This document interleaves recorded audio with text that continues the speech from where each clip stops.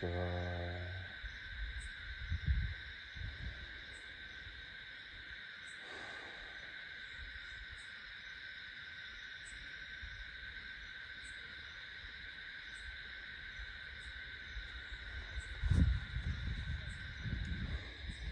So the question is, what is the purpose of our existence? Why are we here? What is this place? Why do people not ask this question very often?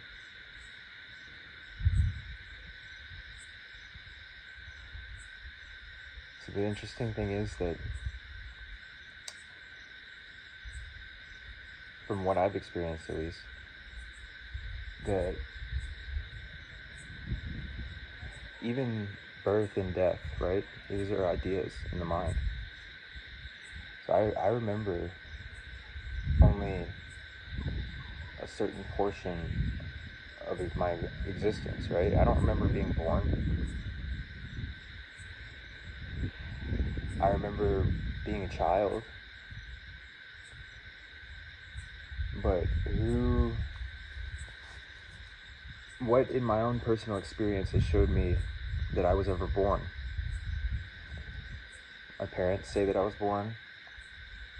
They give me a story, a whole lineage, all of these different things.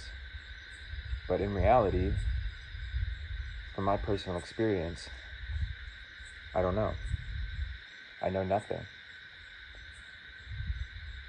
I think I know things about this world. I think I know things about why I'm here, what I'm doing. I have stories that I give myself about what it is that I'm doing.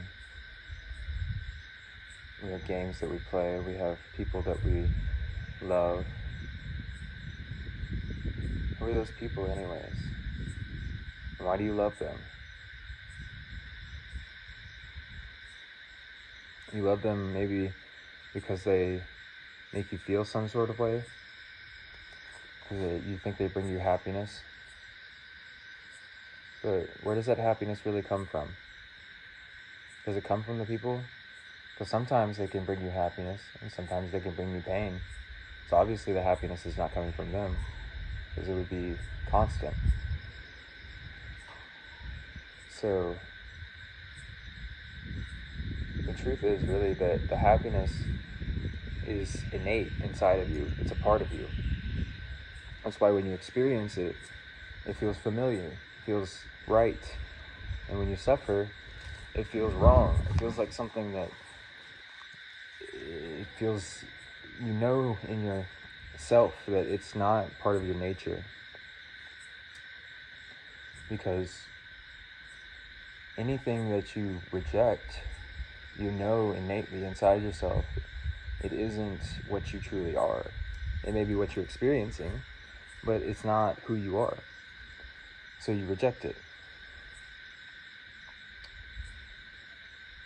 The nature of existence, in a way, is to accept everything as you, as part of you, of who you are.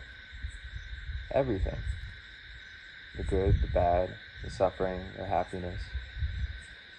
But when you're caught up in the story, it's difficult to detach yourself from that. Because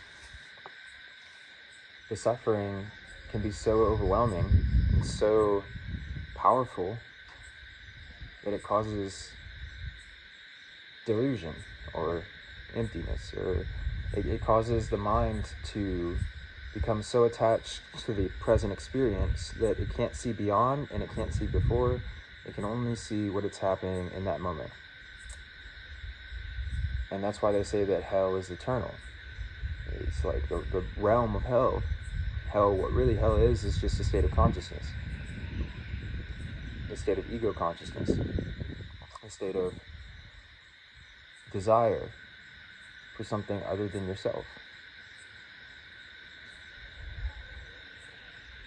So that desire leads people to seek. And when they seek, they look outside themselves, trying to find something that's inside of themselves. And even inside the self, it's not even inside of you, it's inside the soul. You, who you really are, the jiva, or the soul, that's even an aspect of God. So that's only one portion of God. God is the entirety of all the souls. So your soul is your experience. So you experience everything that you see, feel, touch, taste, all your senses, right? That's part of your experience. And you have perception and ego, and you have mind and thought. They're all different layers of your experience. So when you experience suffering, what that is it's just an aspect of yourself that is disconnected from the true nature of who you are. So to go beyond suffering, you just got to figure out who it is that you are, what it is that you are. And when you really truly experience that, suffering falls away, because the suffering was never who you were in the first place. It was never actually real. It was real while you experienced it, obviously, you know, but the true reality of existence itself, suffering is only one aspect of that. And it's not even a real aspect, it's just an illusion. So then you have joy, which is more real, because that's an aspect of the soul. So you can tell what's an aspect of the soul and what's an aspect of the ego by the way that it feels. So the ego has duality. And if something can make you feel up, but then it can make you feel down also, then it's an aspect of the ego. Sadness, upsetness, desire, anger, lust, sexual energy in the outward sense, looking outwardly for pleasure, happiness, validation. All of those things have duality. It's like one moment somebody can praise you, and the next moment they can shun you, you know? So that why seek praise from another person when it's not a stable source of happiness? It's never gonna be able to give you consistent happiness. You can't feel happy because somebody tells you that you're nice or something. It's an illusion. But there's something beyond that in the soul that is what it is that you're seeking through that. Like all these things, these lower things, they're all the soul seeking, right? So it's like there's truth in them. It's just the truth is in another direction. So the truth is in you. So like when you get validation from somebody, you feel something inside yourself if you're in your ego. And then if you're able to detach from that validation and the externalization of that, then you can look inwards and you can see that it's just a feeling. And that feeling's happening inside of you. And there's a space, the same way that it came from a space outside, from person, place, thing, or whatever, there's a space inside that produces that feeling. And when you take your attention away from what's going on outside and you go inside and you find that space inside, then you're able to create that feeling that you're seeking for on the externalization of that internal process. Many people say to meditate and do these things, and that's one way to do it, but this form of meditation is really a seeking. It's a looking inward. It's a questioning of things. It's a desire to understand the truth of what you are, who you are, why you're here, what's the purpose of life. The true purpose of life is to seek God, to find God, to find yourself, to seek your own nature. Your nature is Sat Chit Ananda, existence, consciousness, and bliss absolute. That's who you are.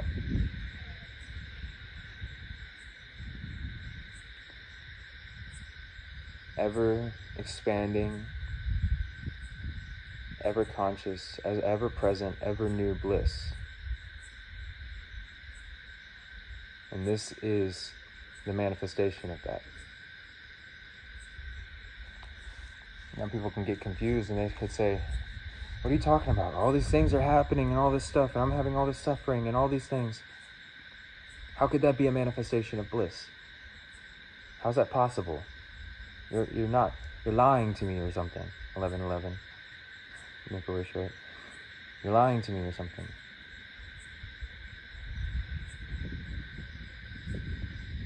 In one sense,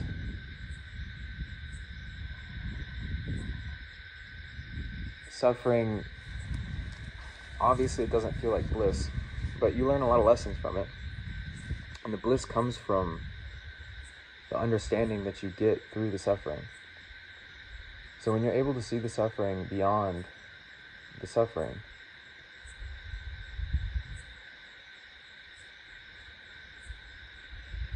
then you can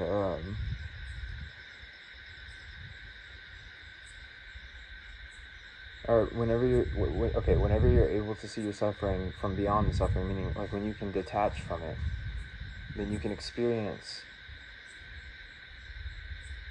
the truth of what that suffering was bringing you to, which was bliss.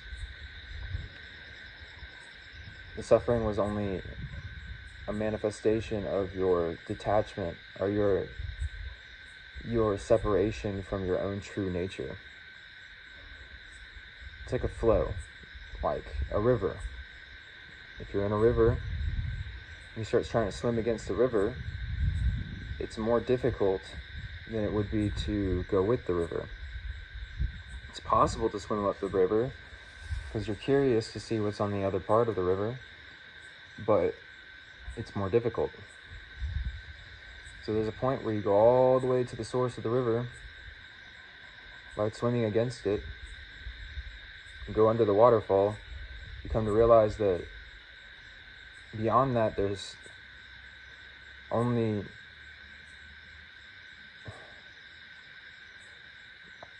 this metaphor only goes so far. The point being, though, is that you come to realize that you have to go with the flow, because the suffering becomes so intense and it becomes so difficult that it's impossible to bear with an ego.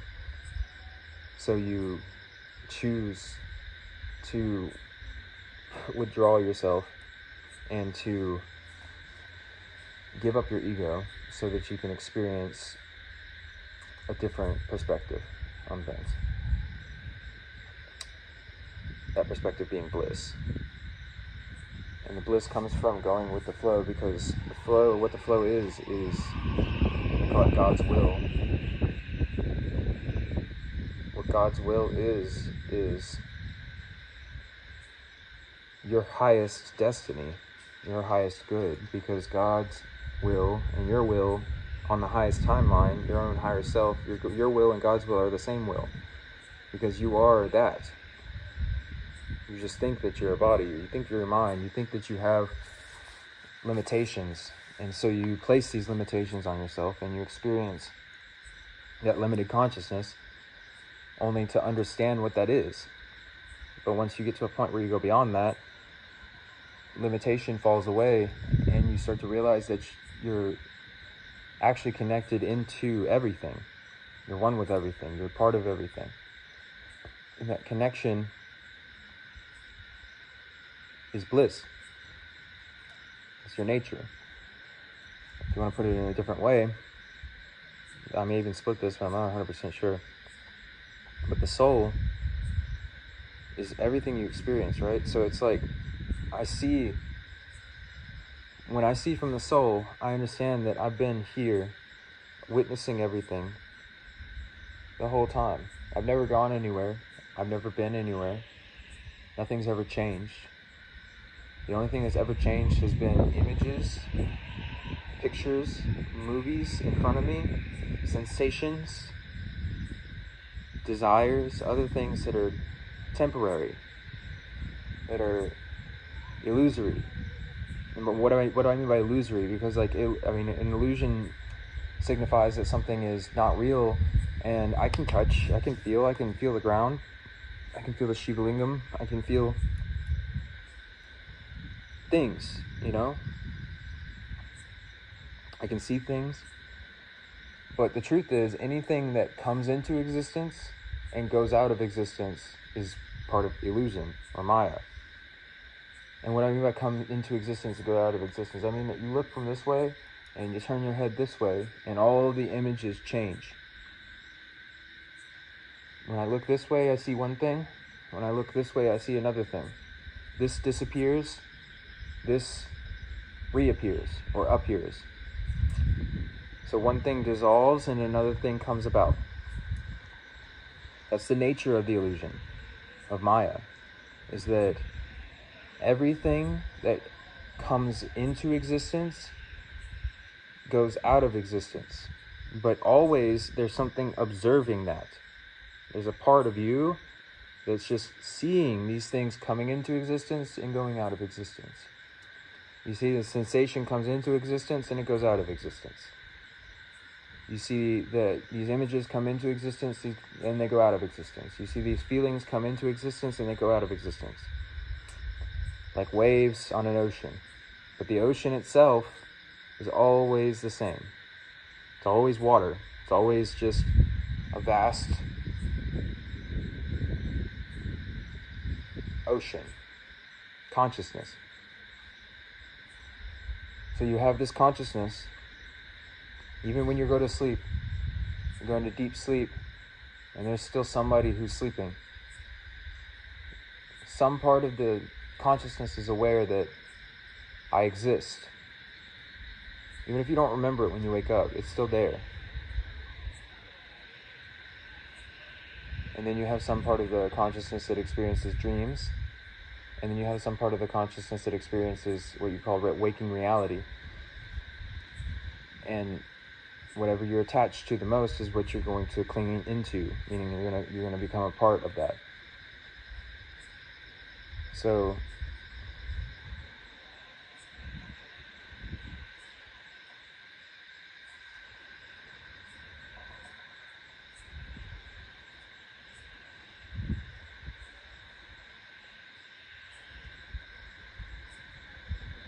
the essence of this is that thing that's observing everything. I've been here observing everything. So I turn my head and look from this, but yet I still always perceive everything from, say, the eyes or whatever. But it's actually the third eye, the eye. The eye, the real eye, observes everything. That eye is connected to the source of everything. When you can withdraw the consciousness from outside of yourself, and you can find that eye inside of yourself that's observing everything, then you can go through that eye, and you can see, once you turn the eye from outside, inside, you can see that that eye can perceive where everything is created from. And when you perceive that, then you can create inside whatever experience that you want to. And eventually, when you create those experiences inside, outside they have to manifest as well. Because inside and outside are one. They're all connected together. So the trick to living a good life, a happy life, blissful life, is to go inside yourself, create the experience that you want to inside yourself, and then observe it manifest outside without attachment to the manifestation. Because if you have attachment to the manifestation, if you get caught up in something, then you're going to suffer, because it has to dissolve eventually. And the thing that never dissolves is that consciousness that's perceiving everything, which is always blissful, always existing, always present, always conscious.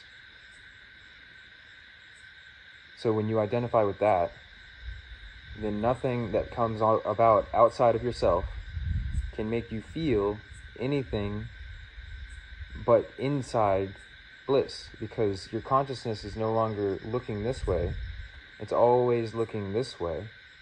And when it looks this way, it's perceiving only ever-existing, ever-conscious, ever-new bliss. It may see images change, it may see emotions change, it may see forms change, and all these different things changing. But the only thing it ever perceives is ever-existing, ever-conscious, ever-new bliss. And that's what you've been seeking for all of your existence. Everything that you've ever done outside yourself is you're looking for ever-existing, ever-conscious, ever-new bliss. Because it's your nature.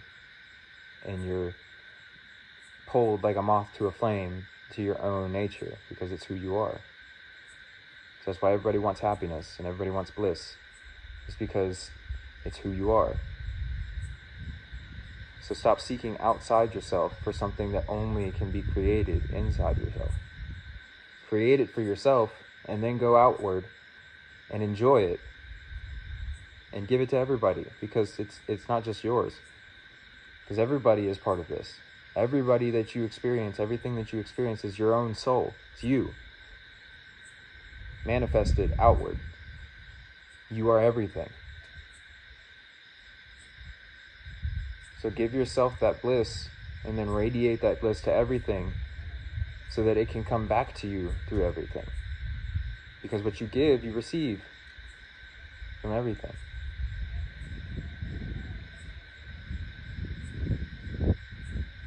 Enjoy yourself inside yourself and give that joy, enjoy, to everyone.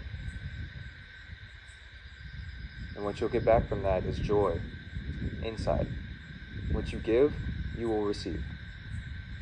You may have lingering karma that prevents you from immediately getting that back, but once that karma is dissolved, what you give, you will receive immediately.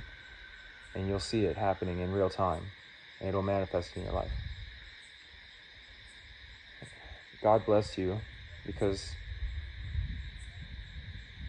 you deserve it. Blessings, blessings, blessings. Give blessings, give blessings, give blessings. Always give blessings. Jesus said, love those who hate you, love those who are your enemies. The reason is because when you give love to everybody unconditionally, no harm can come back to you. Only love can come back. Even your enemies will bless you. There's wisdom. Bless everyone. Bless everyone. Bless everyone. Love everyone. Love yourself in everyone. Love God. Love God. Love God. Love God in yourself. Love God in everybody. And God will bless you through everybody and in yourself. Om Namah Shivaya. Om Namah Shivaya. Hari Om. Tat Sat.